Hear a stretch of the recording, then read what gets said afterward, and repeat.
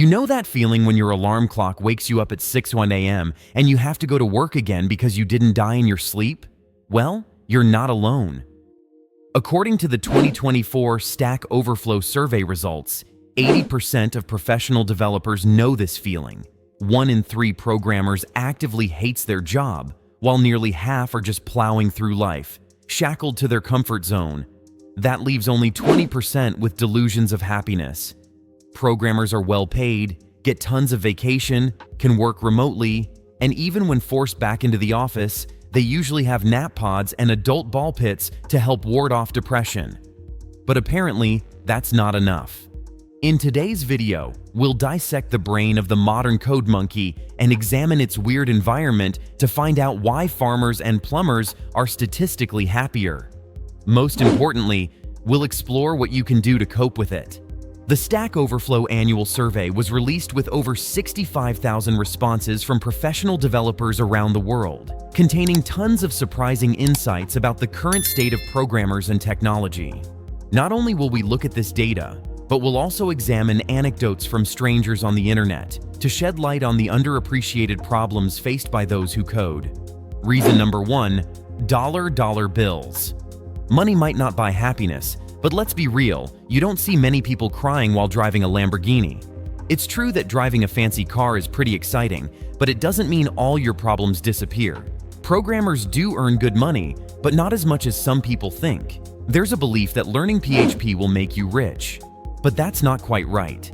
PHP is one of the lower-paying programming languages, with an average salary of around $50,000 US. This number has even dropped from last year.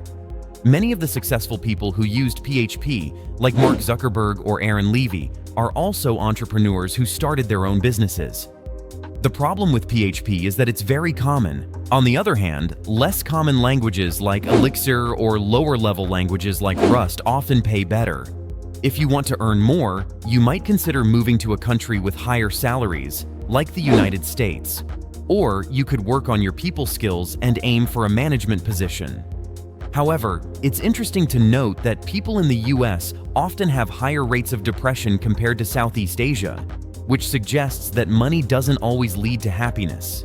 So, if you're thinking about getting into programming just for the money, you might want to reconsider. Finding joy in what you do is just as important as the paycheck. Reason number 2, technical debt. The number one shared frustration among professional developers is technical debt. And this is what it actually looks like. This code base is ugly and flawed, but it gets the job done. So we'll just keep building on top of it, because starting over is too hard. This process goes on for years and decades until the code base is filled with to-do, I'll fix it later comments. When you run git blame to find out why the build fails when you remove one line of code, it pulls up the obituary of some guy who worked there 8 years ago. That means the best thing to do is just not touch this code. We all want to do good work, but it's nearly impossible when faced with soul-sucking technical debt. But what can you do about it? Well, to be honest, pretty much nothing. It's no one programmer's fault, but a systemic issue caused by reason number 3. Reason number 3, hustle or die culture. As you write code, you've got the tech lead pressuring you to close out all these tickets before the end of the sprint. Who's being pressured by the engineering manager to ship this product by the end of the quarter? Who's being pressured by the VP to execute on the product strategy? Who's being pressured by the CEO to jack up revenue? Who's being pressured by BlackRock to beat earnings? Who's being pressured by anonymous deep state trillionaires to fund interdimensional wars beyond your comprehension? The machine has to keep moving, and all this pressure eventually falls on the boots-on-the-ground software engineers, resulting in unrealistic timelines and expectations. Now, what can you do about it? Quit your job. The turnover rate among software engineers is extremely high because, unlike many other industries, you can often make a lot more money by switching jobs. But you still might not be happy if you end up working for a corporate dinosaur, where you become nothing more than a cog. Many companies are so bloated with bureaucracy that it becomes nearly impossible to get anything done. When programmers have to go to meetings to schedule pre-meetings to discuss the agenda for the upcoming meeting about last week's meeting, they start to become disillusioned. Viktor Frankl showed us how a man can find meaning in life despite the most horrific of circumstances, like an extermination camp, but he never had to get programming work done between 7 meetings with product managers who have conflicting requirements. Meetings might kill your focus, but ultimately, it's hard to be happy if you feel like your work is contributing nothing of value to the world.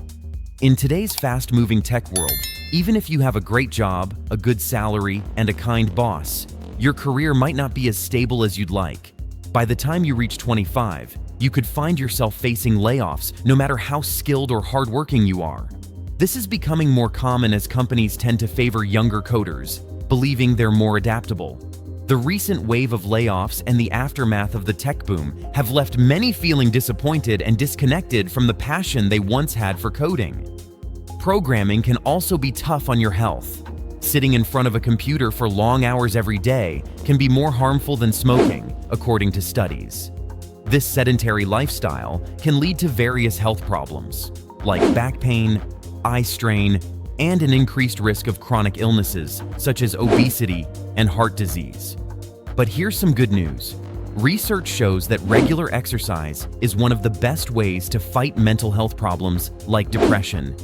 It can lift your mood, reduce stress, and make you feel better overall. Adding some physical activity to your daily routine helps balance out the negative effects of sitting all day. Even short periods of exercise each day can make a big difference. It can give you more energy, improve your sleep, and help you feel more positive and focused. Making exercise a part of your daily life can lead to lasting improvements in both your mental and physical health. Even though about 80% of programmers say they're unhappy with their jobs, there's a valuable lesson in this struggle.